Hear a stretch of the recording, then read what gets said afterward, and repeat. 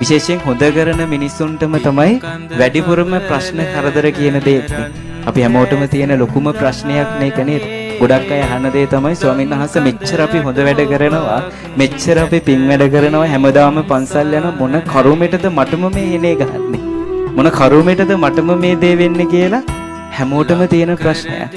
හැබැයි හොඳට මතක තියාගන්න මේ ලෝකේ ඕනම ප්‍රශ්නයක් වුණත් මොන අපහාසයක් වුණත් සිද්ධ වෙන්නේ අපේම හොඳකටයි. මුලින්ම කිව්වා වගේ අපි ජීවිතේට ගොඩාක් මිනිස්සු නිඳා කරන්න පුළුවන්. අපි ජීවිතේට ගොඩාක් නරක ප්‍රතිමූණු හංගගෙන හොඳ මූණ පෙන්නගෙන ඇවිල්ලා ගොඩාක් අපහාස කරන්න පුළුවන්. ඒ හැම තැනකදීම බුදුරජාණන් වහන්සේ දේශනා කරන ඉවසන්න. මේ ලෝකේ මිනිස්සෙක්ටම කරන්න අමාරුම දේ තමයි ඉවසීම කියන දේ. භාග්‍යවතුන් වහන්සේ දේශනා කරේ හරි ලස්සනටම පුළුවන් නම් ඉවසන්න පුරුදු වෙන්න.